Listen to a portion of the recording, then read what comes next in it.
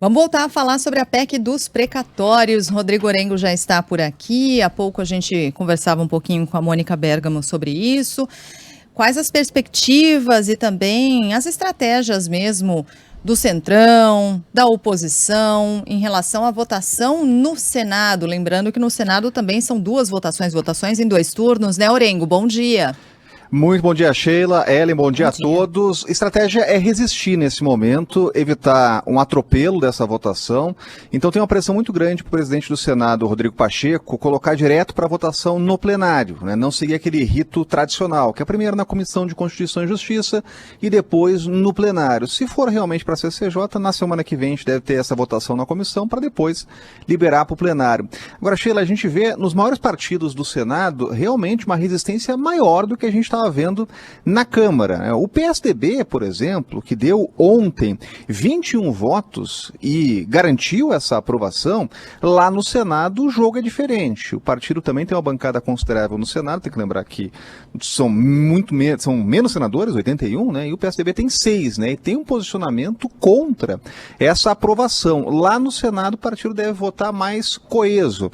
O MDB, que é a maior bancada do Senado Federal, já tem críticas públicas à matéria, né? Então, defende, portanto, algumas mudanças no texto. E é isso que a gente deve ver no Senado Federal, uma restrição maior para usar aqueles mais de 90 bilhões de reais de espaço no orçamento. Uma avaliação feita por senadores é a seguinte: reduzir emendas, espaços de emendas no orçamento. Agora, qualquer mudança no texto, vocês lembravam bem, tem que voltar para a Câmara.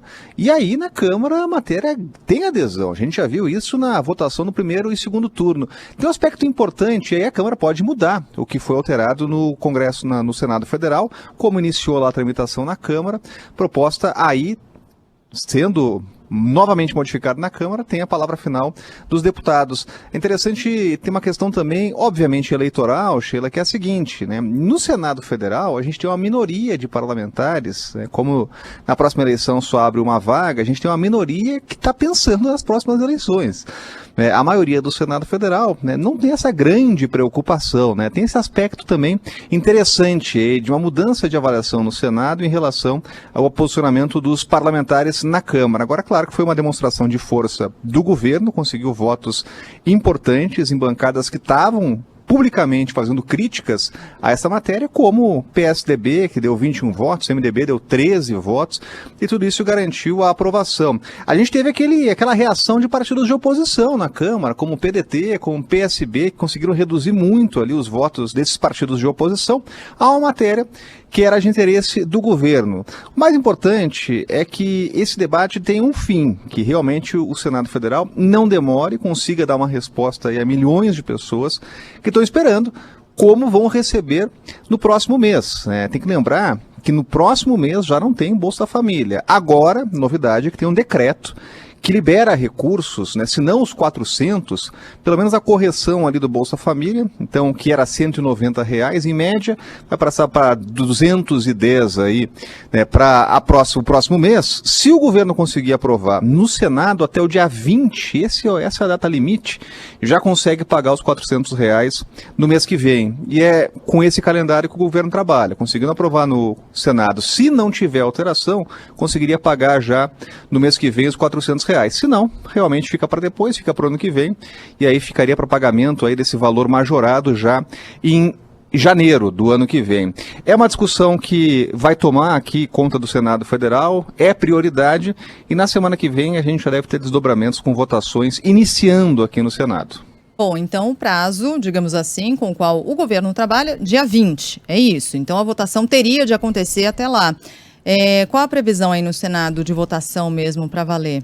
Dentro desse prazo, dentro desse prazo aí de até 20 de novembro.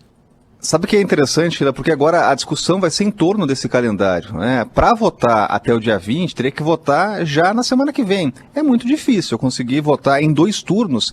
Teria que ter aquela quebra de intervalo, né? Que só com maioria, com acordo entre líderes dá para fazer.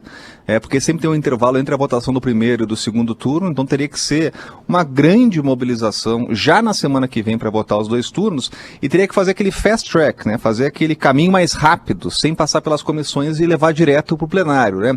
Os sinais aqui do Senado não são esse, a matéria não são esses, a matéria deve enfrentar mais resistência. Então é muito possível sim que tenhamos aí um debate mais lento no Senado Federal. E tem que lembrar o seguinte, lá no Senado não tem um grande padrinho como tínhamos na Câmara. O presidente da Câmara, Arthur Lira, ele que foi o comandante dessa votação, ele que articulou, ele que participou das negociações e conduziu o processo ali com mão de ferro, mudando o regimento, inclusive. Foi alvo de muitas críticas de parlamentares oposicionistas, mas conseguiu entregar, conseguiu aprovar em 2 turnos, né? No Senado é diferente, o ambiente é mais hostil para o governo, então pode demorar aí um pouco mais. Tá bom, Orengo. Vamos continuar acompanhando de pertinho esse assunto. Abraço para você, bom trabalho. Até mais. Um abraço, até mais.